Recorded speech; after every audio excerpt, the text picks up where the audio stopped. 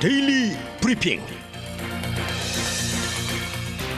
네, 오늘은 저희 워싱턴 한면택 특파원과 함께합니다. 한 특파원 안녕하십니까?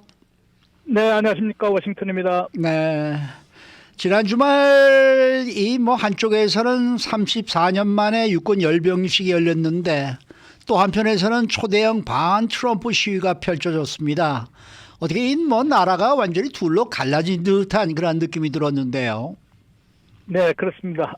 미국의 언론들도 그렇지만 특히 그 외국의 언론들을 볼 때는 같은 날 벌어진 완전히 대비되는 그런 장면을 대비시키면서 둘로 쪼개진 그런 미국의 모습을 적나라하게 드러낸 것으로 지적을 하고 있습니다.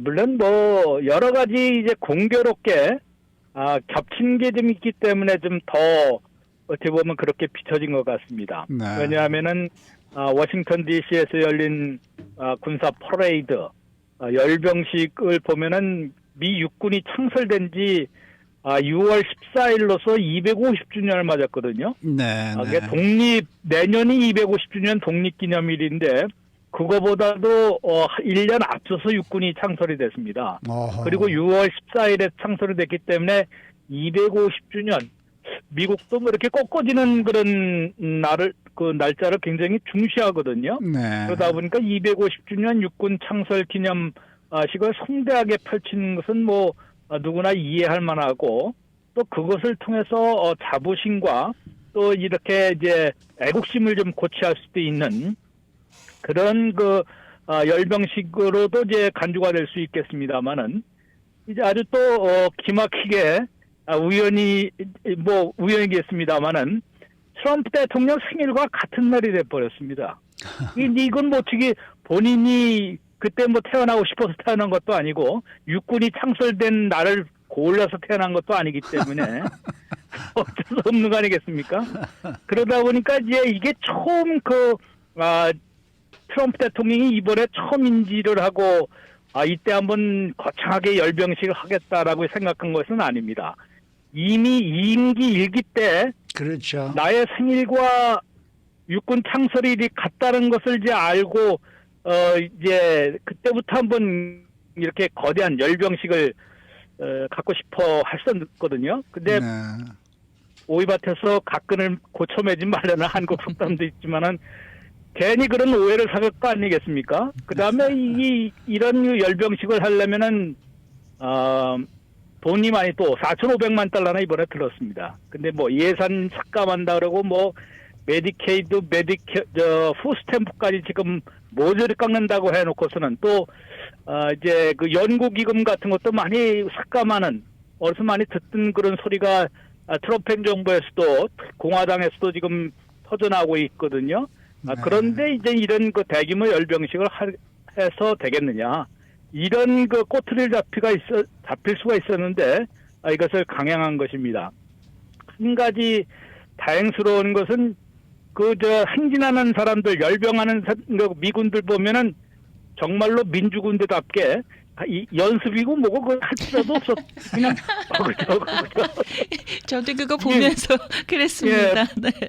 북한식이나 적어도 대한민국 같은 데서 열병식을 생각했던 분들은 저게 완전히 오합지졸들 아니냐 이런 식으로 생각할 수도 있겠는데 맞아요. 네. 그만큼은 그래도 좀 덜 고생시켰다는 점에서는 다행스러운 거 아니겠습니까? 군대 갔다 오신 분들 다 알겠지만은 네. 그런 거 하면은 육군의 생일이라고 그러는데 그거 엄청나게 고생시키는 거거든요. 그럼요. 그러니까 그런 열병식은 해서는 안 된다고 그러는 건데도 이번에 보니까 민주군대처럼 그것도 이제 옛날에 세계대전 또 한국전 복장이나 심지어는 장갑차, 탱크 같은 것도 옛날 것도 갖고 그렇죠. 나왔거든요. 네. 이러다 보니까 그렇게 역시 그래도 민주군대가 좋긴 좋구나라는 그런 생각을 할 수가 있었습니다. 네. 말도 안 맞더라고요. 이런 그런 했는데 어제 한 가지 유심히 보신 분들은 알겠지만은 트럼프 대통령 표정이 상당히 안 좋았습니다. 처음에는 당연히 멜라니아 여사와 또 국방장관 등을 이제 대동하고 특별 무대에 올랐기 때문에 또 거기서도 두 가지 연설도 하고 마지막 순간은 또 이제 미군에 처음 입대한 친구들한테 선서를 받는 그런 의식도 했었거든요. 네. 이런 것은 좋은데 청중들이 너무 관객들이 너무 적었던 거 아니냐 이런 지적을 받았습니다. 대학권의 그 공보국장이라는 중국계 그 스티븐 청은 이 SNS에 그 25만 명이 지켜봤다라면서 대성공인 것처럼 얘기했지만요. 네. 모든 언론들의 그 장면을 보면은 심지어는 뭐 그쪽 그 화면을 어떻게 할 수가 없지 않습니까? 그러다 보니까 너무 이제 그 사람이 좀 적게 몰린 거 아니냐. 그 적게 몰린 대신에 다 노킹스 시위에 간 거 아니냐. 이런 얘기까지 나올 정도이기 때문에 트럼프 대통령이 상당히 좀 기분은 썩 그 자신의 또 그 생일 잔치나 마찬가지인데 이게 완전히 이제 좀 기대에 어긋난 그런 이제 열병식이 됐기 때문에 표정은 상당히 숨기지 못할 정도로 이 좀 안 좋은 그런 그 뭐 우리식으로 표현하면 우거지상을 좀 하는 경우가 많이 오래됐거든요.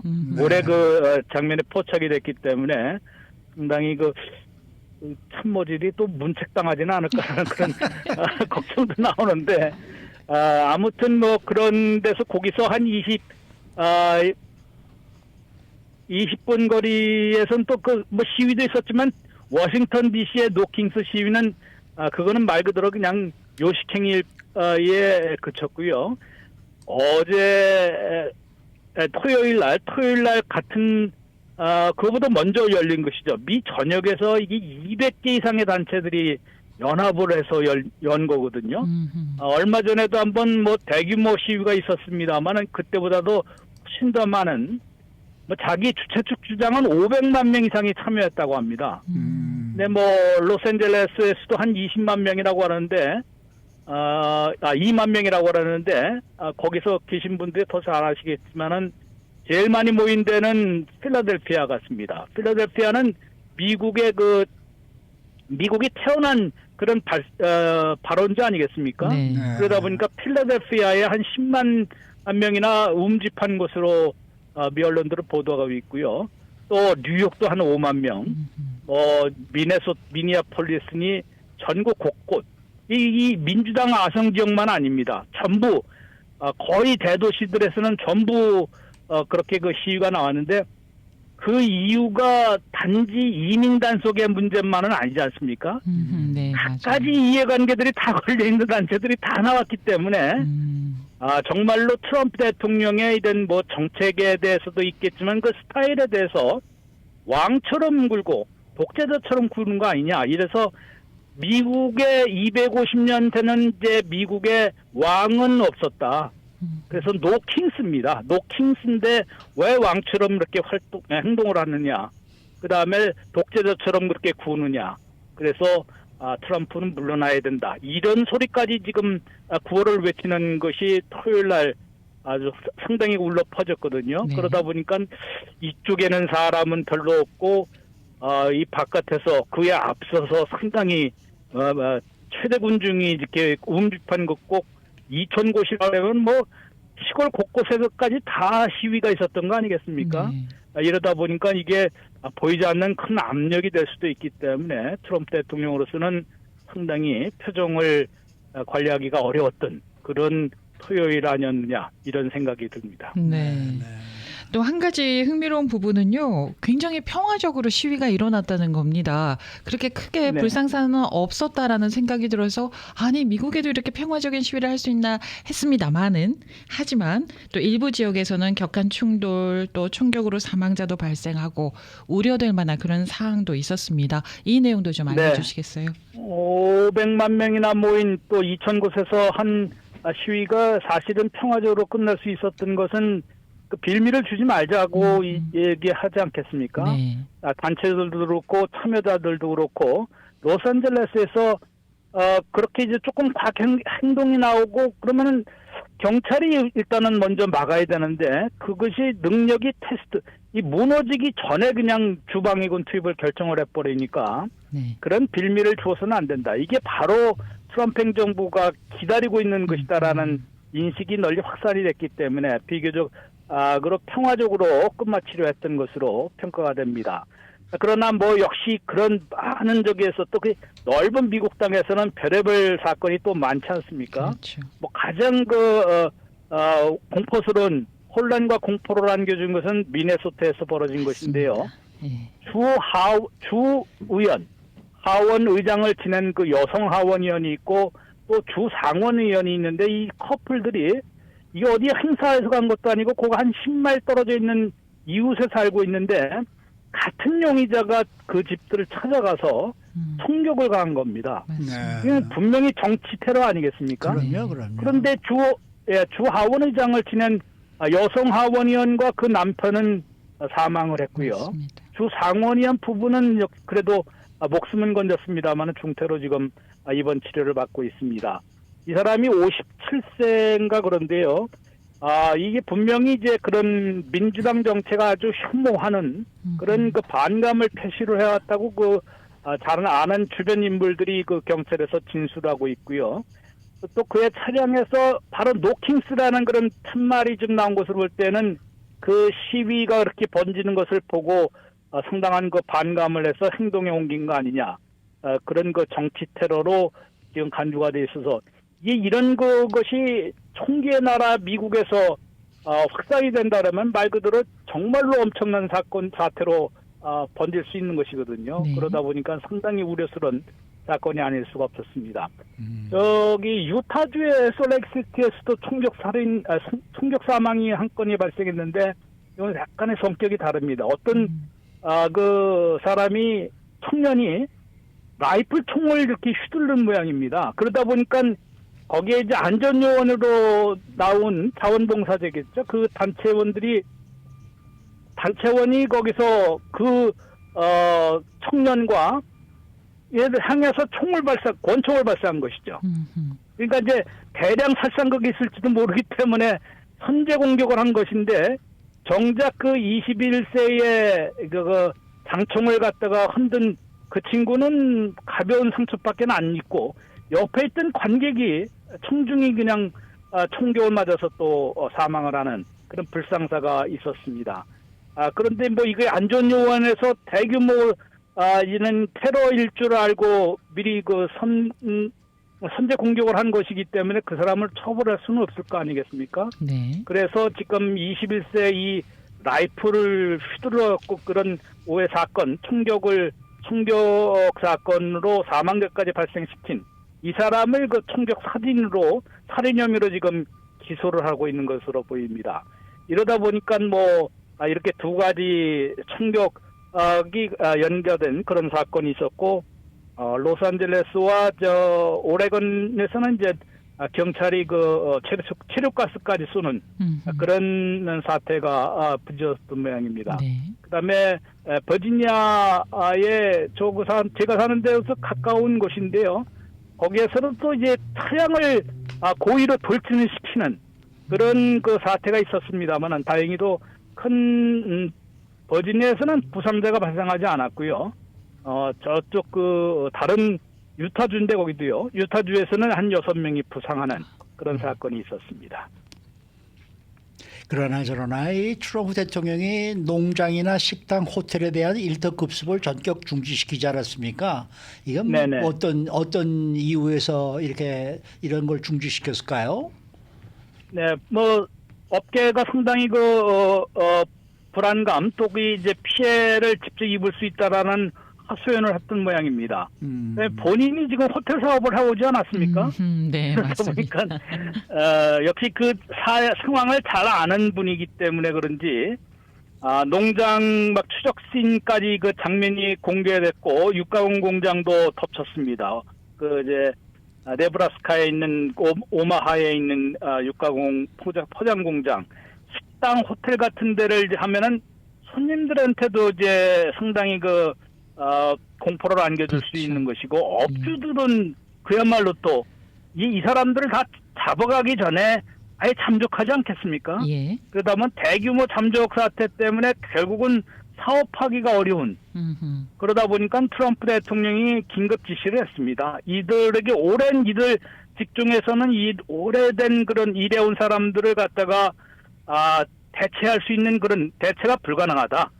이런 이유를 들어서 농장, 여기에는 육가공 공장도 포함이 됩니다. 또 식당, 호텔, 이 건설 현장은 빠졌는데요. 여기에서는 일터급습, 그러니까 식당이나 그런 데까지 직접 쳐들어가서 종업원들 다 이제 조사해서 그 체포하는 일터급습은 전격 중지하라. 그래서 정확하게는 목요일 날 지시가 내려가갖고 주말을 기해서 일단 중지가 됐다고 합니다. 근데 이게 또 양보로 비춰져서인지요. 트럼프 대통령이 별도로 또 지시를 또 내렸습니다. 이런 이제 중지 지시를 내리고 난 다음에 또 SNS에는 뭐라고 얘기했냐면요.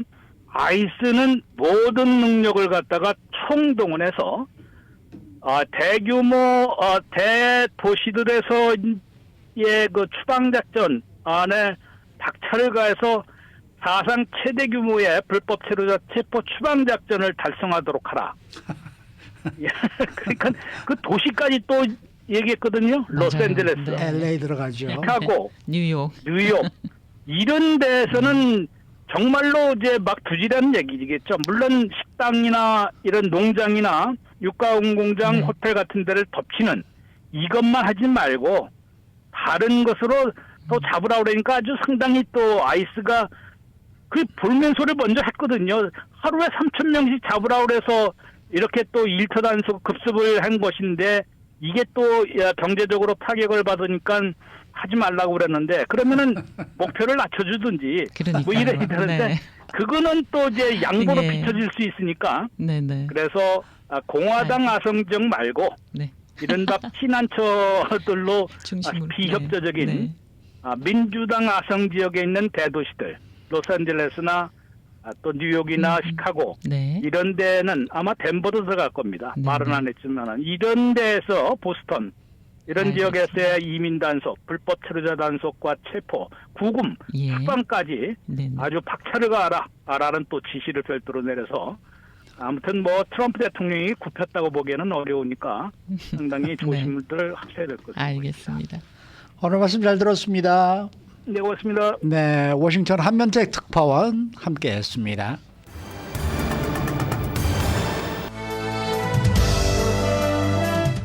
인사이드 아메리카. 최근에 LA 살고 있는 한인 남성이 자진 출국하기 전에 이 아이스에 연행이 된 논란이 일고 있습니다. 또 LA를 비롯한 남가주에서는 이 불법 체류자는 물론 합법 체류자들까지도 외출을 자제하고 있다라는 그러한 소식인데요. 박현경 기자. 네, 안녕하십니까. 이미 모닝뉴스 시간에 이 LA 한인 남성이 자진 출국 직전에 아이스에 체포가 됐다는 소식을 전해드렸는데 다시 한번 좀 자세히 살펴보도록 하죠. 네, 올해 35살 저스틴 정 씨는 지난 12일에 자진 출국을 위해 법원에 출석하기 위해서 LA 사우스게이트 자택을 나서다 요원들에게 체포됐습니다.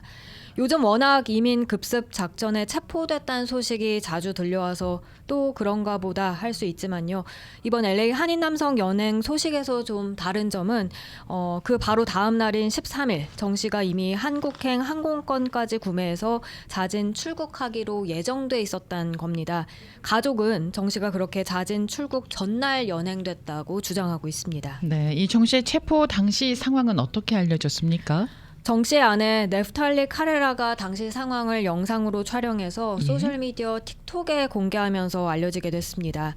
영상은 정 씨가 타고 있던 그 차량에 아이스 요원들이 둘러싼 모습으로 시작하는데요. 이어 차량 안에 정 씨를 끌어내려는 그런 요원들의 모습, 또 차에서 내린 정 씨가 거리에서 수갑을 차고 끌려가는 모습, 그리고 그 광경을 지켜보면서 눈물을 흘리는 가족들의 모습이 고스란히 담겼습니다. 당시 상황을 직접 들어보시겠습니다. Ma'am, please. It's okay. Ma'am. It's okay, Justin. Mom, please. I know. 지금 들으시는 게 이 정 씨 어머니의 울음소리고요. 네. 아내 카레라는 남편이 자진 출국을 위해 항공권까지 구입했는데 왜 떠나지도 못하게 붙잡느냐며 이해할 수 없는 처사라고 항의했습니다. 현재 정 씨는 구금시설에 수감된 것으로 알려졌습니다. 네, 그런데 이 저스틴 정 씨의 이름이 우리한테 좀 낯설지가 않은 그러한 이름이에요. 그러니까 3년 전에 2022년 즈음에 이 추방 위기에 놓여서 부에나파크와 얼바인의 한인 사회가 구명 운동을 벌였던 바로 그 인물이 맞는 거죠. 네, 맞습니다. 당시 32살이었던 저스틴 정 씨는 16살 때 깽단 관련 총격 사건에 연루돼서 14년을 복역하고 2020년에 출소했습니다. 하지만 출소와 동시에 아이스의 신병이 인도돼서 추방 절차를 밟게 됐는데요. 이때 당시 태미김 얼바인 부시장과 오네시모 선교회 등 지역 사회가 정 씨는 이미 죗값을 치렀고 완전히 새로운 사람으로 거듭났다면서 뉴섬주 지사에게 사면을 청원하는 등 대대적인 구명 운동을 벌였습니다. 네. 3년 전에 지역 사회가 이제 그렇게 노력을 했는데 결국 추방을 피하지 못하고 이번에 이제 자진 출국을 결정하게 됐는데 그러면은 그동안에는 어떤 과정이 있었던 겁니까? 정확한 법적 절차는 공개되지 않았습니다만 네. 3년 전에 사면 청원과 구명 운동에도 불구하고 연방 정부의 그 최종 추방 명령을 막지는 못한 것으로 보여집니다. 정 씨는 아마 수년간 법적 투쟁을 이어오다가 강제 추방이란 기록을 남기지 않게 하기 위해서 마지막 수단으로 자발적 출국에 합의한 것으로 추정되는데요. 그런데 아이스가 이마저도 이제 지키지 않고 출국 직전에 그를 다시 체포하면서 사태가 커졌습니다.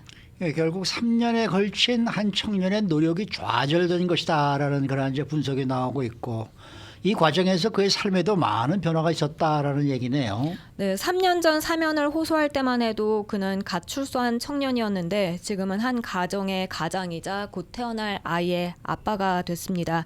그의 아내는 내년 2월 출산을 앞두고 있는데요. 정 씨는 지난 몇 년간 지역사회 위험에 처한 청소년들을 위한 멘토로 활동하면서 새 삶을 살아왔습니다. 그래서 그의 가족 또 지지자들은 한 번의 실수로 죗값을 치렀고 사회에 기여하는 구성원으로 다시 태어난 사람에게 왜 이토록 가혹한가? 왜 이토록 가혹한가라며 문제를 제기하고 있습니다. 네, 저스틴 정 씨의 체포 당시 그 영상이 SNS에서 퍼지면서 이제 파장이 일어나고 있는데 이 영상을 본 후에 어떤 반응들이 나오고 있나요? 주로 분노와 안타까움을 나타내는 그런 댓글들이 주를 이루고 있습니다. 네. 수백, 수천 개의 댓글 대부분은 아이스 조치가 비인간적이고 불필요했다는 점을 지적합니다. 특히 규정대로 자진 출국하려던 사람에게 왜 그런 모욕을 주냐며 아이스 방식에 강한 분노를 표출한 그런 반응도 많았습니다. 또 많은 사람들이 영상에 담긴 그 엄마의 울음소리에 가슴이 찢어진다, 내 마음을 무너뜨린다며 깊은 공감을 표했고요. 한 이용자는 아이스가 그를 체포한 이유는 자진 출국이 아닌 강제 추방으로 기록을 남겨서 향후 재입국을 원천 차단하려는 의도였다. 이런 추측을 내놓기도 했습니다. 이처럼 영상을 통해 정 씨의 사연을 알게 된 사람들이 그의 가족을 위해 기도하고 응원하면서 함께 싸우겠다는 메시지 등을 남겼습니다. 네. 자, 다음 소식입니다. 최근 LA를 비롯한 남가주 지역 주민들이 합법적인 체류자들도 그렇고 모두 외출을 꺼리고 있다라는 이야기인데요. 네, 그렇습니다. LA 타임스가 오늘 아침 그러한 내용을 전했습니다. 대표적으로 LA 한인타운 인근이죠. 이 메가더팍 주변은 평소에 비해 눈에 띄게 조용해졌습니다. 길거리 노점상들 굉장히 많았는데 그게 거의 사라졌고요.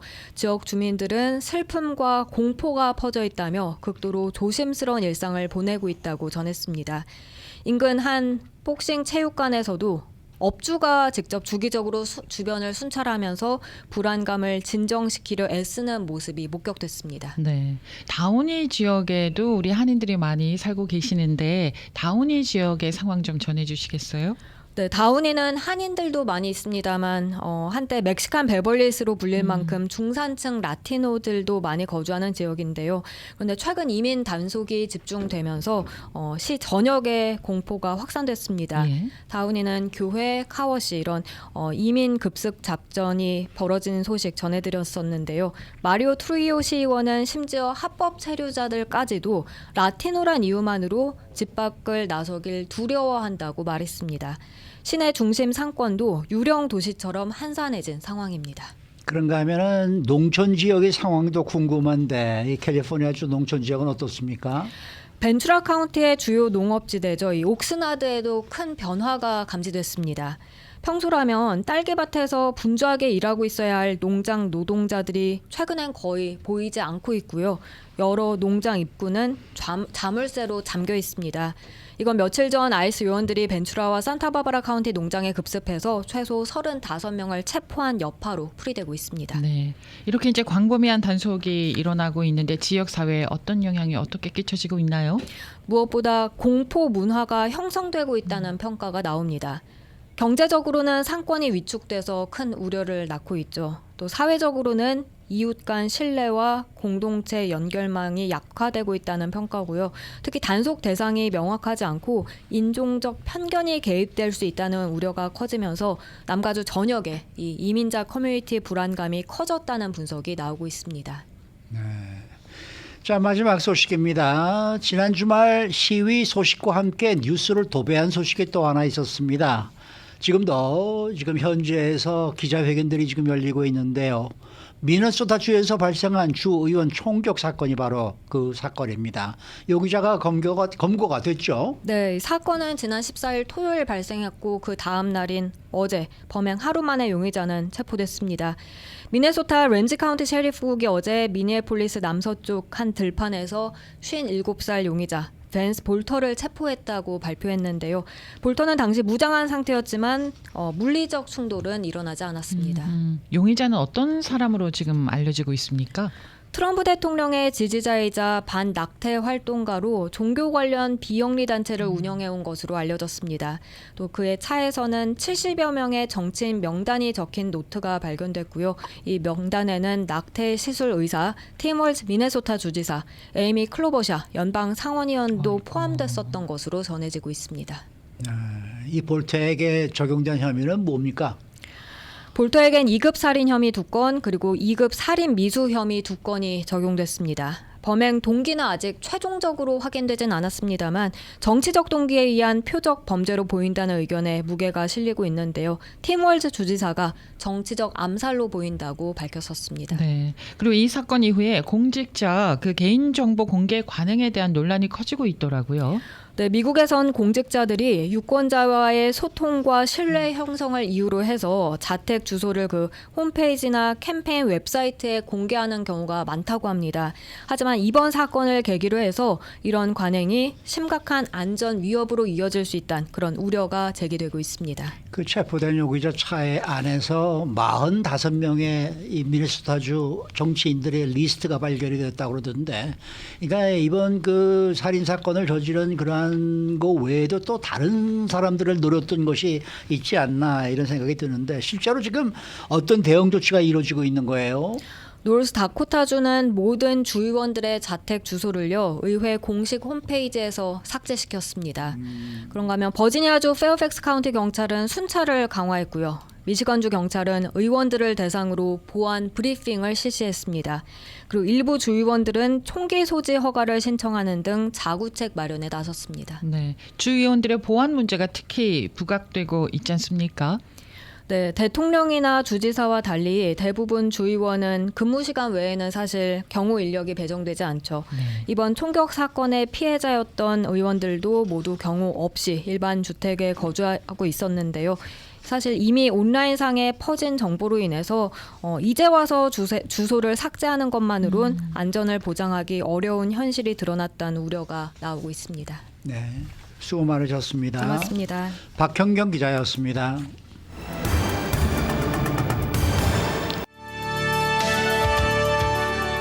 이슈 투데이. 네, 오늘은 가정의학과 통증의학 전문의 임된수 박사 모시는 시간입니다. 어서 오십시오. 안녕하세요. 반갑습니다. 안녕하십니까. 네. 많은 분들이 임대순 내과의 그 선생님하고 자꾸 헷갈려 하신다고 그러는데 임대순 선생님께서는 통증의학 전문입니다. 성함은 같습니다. 맞습니다. 약간 스펠링도 다르고 해서 네. 좀 다르긴 한데. 네. 네. 통증의학 전문의 임대순 박사님과 함께하고 계십니다. 그쪽 임 박사님도 오래 하셨으니까 저 한인 사회에서 상당히 유명하신 분이죠. 어이, 그럼요. 네. 인지도가 굉장히 높으시죠. 그러니까 여기 계신 임 박사님은 오히려 그분의 덕을 보고 계실지도 몰라. 그럴 수도 있습니다. 자, 오늘은 무릎 통증에 대해서 이야기를 좀 준비해 주셨는데, 이 뭐 많은 분들이 그러지 않습니까? 나이 들면 무릎 아픈 거 당연한 거 아니에요? 라고들 얘기하는데 정말 당연한 겁니까? 그렇게 생각하시는 분들 많긴 한데요. 네. 사실 무릎은 나이보다 생활 습관의 영향을 더 많이 받습니다. 잘 관리하면 나이 들어도 통증 없이 잘 다닐 수 있으세요. 그래요? 네. 그러면은 무릎은 왜 아픈 거예요? 일단 저희 클리닉에 오시는 분들이 가장 흔한 원인 1위가 바로 무릎 통증입니다. 아, 그래요? 네, 몸에서 가장 먼저 퇴행성 관절염이 오는 부위이시고 무릎 통증의 원인은 다양합니다. 뭐 대표적으로는 퇴행성 관절염, 특히 시니어분들 아니면 반월상 연골 파열이나 뭐 무릎 주위 점액 남용, 임대 송상, 아니면 무리한 운동이나 체중 증가 때문에 생긴 등이 많이 있어요. 오호. 앞서 그 뭐 연골판 파열이라고 하셨나요? 맞습니다. 네, 그건 뭐예요? 쉽게 말하면은 무릎 안에 있는 연골 쿠션이 찢어지는 건데 보통 계단을 잘못 디뎠거나 뭐 쪼그렸다 앉았다 일어날 때 많이 생기고 운동하다가 많이 다치기도 하세요. 아니 그러니까 이 다리 무릎 부상에는 쪼그려 앉는 게 제일 나쁘다라고들 얘기를 하던데 그렇습니까? 맞습니다. 아무래도 지금 제가 오늘 이 모형을 갖고 왔는데 네. 무릎 모형이 이런 식으로 딱 경첩 모양이 경첩 모양. 그래서 이 안쪽에 있는 거꾸로 들었네요. 안쪽에 있는 이게 바로 반월상 연골판인데 이게 지금 생각해 보시면은 이걸 최대한 쪼그려 앉았다고 생각하면 최대한 굽혀지는 건데 그만큼 여기 압력이 많이 가해지는 거예요. 뒤쪽 연골에. 네, 그래서 아무래도 너무 세게 쪼그려 앉는 건 습관은 사실 좋은 습관은 아닙니다. 그러니까 우리 한국에서는 옛날에는 이렇게 무슨 이게 어디 가서 앉으라 그러면은 우선 쪼그리고 앉는 게 그게 습관이었잖아요. 그렇죠. 그러니까 그게 안 좋은 거야. 사실 한국의 좌식 습관이 굉장히 좋지 않습니다. 그래서 사실 의자에 앉는 게 차라리 낫고 옛날에 우리 푸세식 화장실에서도 그렇게 앉고 맞아요. 그다음에 네. 우리는 방바닥 생활했기 때문에 네. 방바닥에서 맞아요. 앉기 때문에 네. 양반다리 좋지 않습니다. 사실은. 양반 다리도 좋지 않고 그리고 이제 어른들 앞에서는 항상 무릎을 꿇고 앉아 있었잖아요. 무릎 꿇는 자도 좋지 않습니다. 예. 사실은. 맞아요, 농사 지을 맞아요. 때도 쪼그리고 맞습니다. 앉아갖고 네. 뭐 농사하고 그러잖아요. 네. 그 연골이 닳았다 그러면은 다들 절망하지 않습니까? 야 이거 이제 연골이 닳았어. 그럼 난 끝이네 이렇게 생각 같은데. 사실 연골은 재생이 어렵지만 아예 회복이 불가능한 건 아니고요. 무릎 주위 근육을 좀 키우고 네. 자극을 좀 줄여주면 통증은 많이 줍니다. 일단 관절염 있으신 분들이 가장 먼저 무릎 안쪽이 아프다고 하세요. 왜냐하면 사람 다리는 두 개잖아요. 네. 기둥을 생각해 보시면은 기둥이 이렇게 있고 이제 다리를 그 기둥을 받치는 건물을 받치는 기둥이 두 개가 있으면은 가장 먼저 하중을 받는 곳은 사실 안쪽입니다. 그래서 이제 안쪽이 많이 이제 아프신 거고 그 다음에 이제 이럴 때 엑스레이 한번 찍어 보시면은 100이면 100 다 안쪽이 먼저 연골이 많이 닳아지세요. 사람이 두 다리로 막 걷다 보면은 무게 중심은 가운데 있고 하다 보니까 하중이 가장 먼저 안쪽에 오는 겁니다. 그러면은 그런 관절염이 있는 분들은 뭘 어떻게 이제 해야 되나요? 일단은 무릎에 부담을 줄여주는 운동이 제일 좋고요. 뭐 예. 대표적인 게 실내 자전거 운동, 뭐 수영, 아니면 앉아서 이렇게 헬스클럽 가면은 이렇게 딱 대놓고 이렇게 올리는 운동 있잖아요. 네네. 그런 것들이 사실은 이제 근육을 강화시켜주기 때문에 굉장히 좋은 운동들이고요. 뭐 꼭 필요하면은 뭐 소염 진통제, 아니면 주사 치료, 물리 치료 같은 단계별 치료를 할 수 있습니다. 자전거 타고 뭐 실내 자전거니 이런 거 하잖아요. 수영 말고 실내 자전거는 무릎을 많이 움직여야 되잖아요. 맞습니다. 이게 환자분들이 아직도 제일 착각하시는 것 중에 하나가 예. 조깅, 러닝 이런 거 좋다고 생각하시는데 예. 그거는 이제 젊었을 때 이야기고요. 네. 나이가 조금씩 생기시면서 이제 연골이 닳아진 상태에서 조깅, 러닝 하다 보면은 사실은 하중이 많이 무릎에 가게 됩니다. 예. 뛸 때 4배, 5배 정도의 체중이 한쪽 다리에 가게 되는데 그러면은 사실은 좋은 운동은 아닙니다. 왜냐하면 연골에 좀 손상을 줄 수 있거든요. 예. 달리기를 많이 하면은. 아. 근데 실내 자전거 운동은 사실은 하중을 주질 않아요.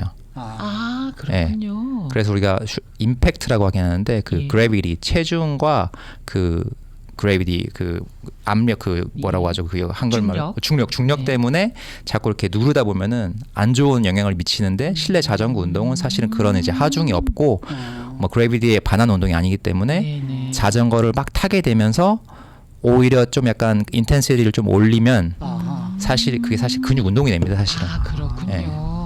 그러면은 서서 하지 않고요. 누워서 다리 운동을 막 한다는 거. 그거는 괜찮습니까? 그것도 어느 정도의 이제 그 레지스턴스라고 하긴 하는데 좀 잘 안 되도록 뭘 받쳐주면서 뭐 밴드 같은 경우나 아니면은 뭐 하중, 뭐 아령 이런 것들 잘 받쳐주면서 하는 운동들은 도움됩니다. 왜 그 헬스장 가면은 반대로 누워가지고 이렇게 레그 컬이라고 하는데 네네네, 누워서. 가마 올리는 운동 이런 거 예, 있잖아요. 네네. 그런 거 사실 안전하기도 하고 도움도 많이 됩니다. 사실 그런 것들이. 네. 예전에 박찬호 선수가 그 자기가 뭐 중학교 어렸을 때부터 그 뒷산을 걸어 올라가는 게 아니라 오리걸음으로 올라갔다 이거예요. 예. 그 높은 이 언덕을 올라가서 그래서 자기 하체가 이렇게 좋다고 그렇게 얘기를 하고 그러거든요. 근데 그 하체에 뭐랄까 근육은 좋아질지 모르지만 그 연골은 굉장히 안 좋았을 거 아니에요. 아마 이제 운동선수쯤 되면요. 그 반월상 연골판도 보통 사람보다는 굉장히 튼튼한 상태일 튼튼하기 겁니다. 때문에. 그래서 아마 큰 문제 없으셨을 거고 다만 이제 박찬호 선수도 젊었을 때고 아마 지금쯤 되시면 안 하시는 게 좋지 않을까 제 생각에는. 네. 그 어떤 저 TV 프로그램 보니까 자기 자신이 이거 내가 옛날에 어렸을 때 여기 오리걸음으로 올라가던데요. 뭐 이러고 자랑하고 그랬는데 그거 좋은 일이 아니고 그거는. 맞습니다. 네. 네. 아. 그러면은 왜 수술해야 된다 하시는 분들도 계시는데 그러면 수술은 언제 하는 거예요? 이 보존적 치료로 통증이 계속 예. 지속되고 아니면 밤잠을 설치고 생활에 지장이 클 때 네. 예를 들면 이런 경우가 있어요. 뭐 나는 이제 한 5걸음만 걸어도 아프기 시작한다. 오. 아이고. 몇 블락만 걸어도 아프다. 예. 그러면 사실은 이제 수술을 한번 고려해봐야 할 때죠. 네네. 그 수술은 예, 말씀하세요. 어떻게 하는 거예요? 수술은 자 설명해 주세요. 이게 지금 모델인데요. 예. 보통 이제 이렇게 보는 건데 예. 이제 바깥쪽이 있고 안쪽이 있어요. 보통은 이제 안쪽이 먼저 달아지기 때문에 네. 만약에 이제 수술 상담을 받아 보셔가지고 예. 안쪽만 달았다 하면은 사실 반절만 바꾸는 방법도 있어요. 뭘 어떻게 바꿔요? 이 반절을 이만큼을 잘라내고 이만큼을 잘라내가지고 여기에 쇠를 끼우는 겁니다. 그러니까 인공 관절 수술이라고. 인공관절을 인공수. 집어넣는 거구나. 네. 근데 이게 양쪽 다 많이 다루셨고 퇴행성 관절염의 마지막 단계시면은 사실은 이제 여기다가 다 잘라가지고 쇠를 박는 수밖에 없죠. 근데 주사는 중독이 된다 그러잖아요.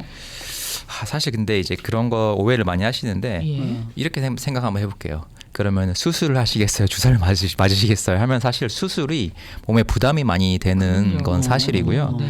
그다음에 물론 이제 1대1로 극단적으로 비교를 할 수 없지만 수술은 이제 뭐 극단적으로 말하면 뭐 수술하 돌아가시는 경우도 있으시고 주사 치료는 오히려 그에 비해 훨씬 안전하고 중독된다는 건 사실 없고요. 다만 이제 한번 용량에 넣을 때 얼만큼 넣느냐, 뭐 주사를 맞았다가 안 맞는다고 해서 뭐 그런 부작용이 있다거나 그런 건 전혀 없으시고 용량이 얼마나 들어가냐에 따라 가장 큰 차이가 있고 특히 뭐 스테로이드 주사가 싫으신 분들은 뭐 메디케어 갖고 계신 분들은 연골 주사라는 게 있기 때문에 메디케어에서 6개월에 한 번씩 무조건 커버를 해줍니다. 그래서 네네. 아, 한 번씩 연골 주사라는 게 또 있어요. 네, 그거는 이제 메디케어 있으신 분들 다 맞을 수 있기 때문에 6개월에 한 번씩은 어디서 가든지 맞으시는 게 도움이 많이 됩니다, 사실은. 그럼 그 무릎뿐만 아니라 다른 저 관절에서도 그 주사를 맞을 수가 있는 거예요? 좋은 질문이십니다. 네. 이제 아직까지 FDA나 메디케어 같은 보험 회사에서는 무릎 외 다른 쪽에서는 다른 관절은 허락해주질 않습니다. 아, 무릎만 또 그렇게. 무릎만. 아. 왜냐하면 무릎이 가장 흔하거든요. 통증이 워낙 심하니까. 통증이 심하신 분들이. 그러면 6개월에 한 번씩은 의료보험으로 커버가 된다라고 얘기하셨는데 그럼 1년에 2번인 거잖아요. 맞습니다. 그럼 2번 이상도 괜찮습니까? 2번 이상 맞아도 문제는 없으세요. 왜냐하면 이 연골주사라는 게 결론적으로는 자기 몸에 있는 똑같은 성분을 외부에서 만들어서 집어 넣어주는 거기 때문에 이 쉽게 생각하자면은 이게 지금 무릎이 이렇게 돼 있는데 이 박사님, 사이에다가 카메라를 거기 이 그쪽에 사이에다가 있습니다. 예. 이 무릎 관절 사이에다가 네. 일종의 이제 볼륨을 좀 집어 넣어주는 거예요. 총 5번 맞는 건데 맞으시면 아무래도 좀 볼륨이 있기 때문에 서로 뼈가 부딪히지 않잖아요. 그럼 연골이 좀 보호가 되는 거죠. 예. 그래서 이제 어떤 보호 효과가 있으시고 예. 메디케 드신 분들은 다 맞으러 들어오세요. 이게 아무래도 그래요? 도움이 많이 되니까. 네. 네네. 그러면 한 번 맞으면은 이게 거의 6개월 뭐 이렇게 간다는 얘기예요? 그래서 이게 사실은 뭐 한 달에 한 번씩 맞아도 괜찮으세요. 제가 예. 말씀드렸다시피 스테로이드가 아니기 때문에 예. 뭐 원하시면 매일 마셔도 되고 네. 그렇지만 이게 보험 카바가 그렇지 실제로는 이제 뭐 한 달에 한 번, 2달에 한 번 맞는 건 전혀 문제가 없고 도움이 됐으면 됐지만 나쁜 건 전혀 없습니다. 똑같은 성분이기 때문에 다만 보험회사에서 6개월. 똑같은 성분인데 그 연골 주사를 맞으면은 그게 좀 지속이 오래 돼야 되잖아요. 근데 왜 이렇게 자주 맞아야 되나요? 왜 그러냐면 그래야 자주 오죠. 그렇다기보다는 네. 이 어떤 성분이든지 몸에 들어가게 되면은 네. 우리 몸에서 그거를 이제 서서히 분해하게 됩니다. 그래서 네. 분해하고 다음에 맞는 데까지 6개월 정도를 해보니까 이제 그 연구 결과에서 6개월 정도 하니까 가장 적절하다라고 한 거고 만약에 연구 결과가 뭐 3개월이었으면 3개월마다 맞으라고 했을 거고 뭐 1년이었으면 1년마다 맞으라고 했을 겁니다. 아마. 그러면은 평소에 무릎을 건강하게 하는 운동은 뭐가 있어요? 일단은 뭐 쪼그려 앉는 거 금지하시고 무거운 거 들 때 허리보다 무릎을 굽혀가지고 드시고 무엇보다 제일 중요한 게 사실 체중 줄이는 겁니다. 제가 아까 말씀드렸다시피 무릎이 아프신 분들 중에서 체중을 확 줄이시고 나서 아픈 통증이 사라지신 분 굉장히 많으세요. 네. 제가 그래서 사실 이제 나중에 체중 줄이는 법에 관해서도 한번 이야기를 한번 해드리도록 하겠습니다. 박사님만의 체중 줄이는 방법이 또 따로 있는 거예요. 그렇다기보다는 이제 운동하시고 식이요법 예. 하시는데 요즘에 이제 체중 조절 주사라 그래가 주사를 많이 맞지 않습니까? 저희 환자분들 그거 맞으러 오는 분들이 제일 많으세요, 사실. 위고비 뭐 이런 거 말씀하시는 맞습니다. 이제 거죠? 일론 머스크나 킴 카다시안이 맞은 이제 위고비 주사를 저희 클리닉에서 맞고 있는데 그거 맞으러 오는 분들 굉장히 많으세요. 사실 저도 맞고 있는데요. 이게 왜 맞냐면은 예. 이게 식욕 조절이 굉장히 잘 돼요. 나 그래서 일론 머스크가 이거 왜 맞았는지 알겠더라고요. 아니 근데 뭐 이 목사님 무슨 살이 찌지도 않는데 그걸 왜 봤습니까? 이게 제가 이제 오픈을 하고 나서 아무래도 운동을 못 하다 보니까 계속 책상에 앉아 있어야 되니까 그러니까 배가 나오기 시작하는 거예요. 그러니까 이대로 놔뒀다가는 이제 배가 이렇게 뿔뚱해지겠다. 그래서 맞아봤는데 네. 정말 효과가 좋더라고요. 배가 조금 나온 의사님이 더 믿음직해 보여요. 맞습니다. 예? 그 너무 이렇게 빼쩍 마르시면은 저 신경질적으로 보이고, 야 저분 저 신경이 날카로워서 뭐 병 진단 제대로 하겠어 이런 느낌도 줍니다. 맞습니다. 근데 이게 사실 살찌는 거 굉장히 쉬워요. 까딱하면 배 나오고요. 맞습니다. 그렇지만 네. 줄이는 건 굉장히 어렵습니다. 네, 맞습니다. 지금 무릎 얘기했잖아요. 그 무릎이 아프면 이게 발목까지도 연결이 되나요? 맞습니다. 쉽게 생각해봐서 이렇게 한번 물어볼게요. 아니 체중을 가장 많이 받는 부위는 사실 발목이잖아요. 네. 그렇지. 그렇죠. 밑에 있으니까. 그러니까 이제 원칙적으로 논리적으로 생각을 해보면 네. 발목이 먼저 아파야 되거든요. 그렇죠. 왜냐하면 발목이 가장 하중을 많이 받기 네. 때문에. 그렇지만 발목은 퇴행성 관절염 잘 안 와요. 물론 예외적으로 예전에 다쳤다 그런 분들은 생기지만 그럼 발목은 왜 이런 퇴행성 관절염이 안 오냐? 일단은 이제 아치형으로 발바닥에서 많이 받쳐줘요. 그 다음에 이 무릎은 사실은 한 방향으로밖에 안 움직여져요. 예. 발목은 돌릴 수도 있고요. 돌릴 수가 반대로 있지. 돌리고 이렇게 돌리고 그다음에 이제 내전 외전이라고 해서 이렇게 돌려지는데 그렇지. 그만큼 유연해요. 갈대 아시죠? 네. 갈대. 네네, 갈대. 갈대는 네. 태풍이 오면은 살아남아요. 왜냐하면은 누워버리면 되니까. 누워버리면 되니까. 참나무나 소나무는 부러져 버립니다. 그렇죠. 그게 바로 네. 무릎이고 이제 발목은 네. 아무래도 유연하다 보니까 잘 안 생깁니다. 알겠습니다. 네. 알겠습니다. 그러니까 무릎은 경첩 같은 거네. 맞습니다. 네, 경첩 정확하십니다. 네. 네. 오늘 말씀 잘 들었습니다. 네, 감사합니다. 네, 오늘은 가정의학과 통증의학 전문의 임대순 박사 함께했습니다.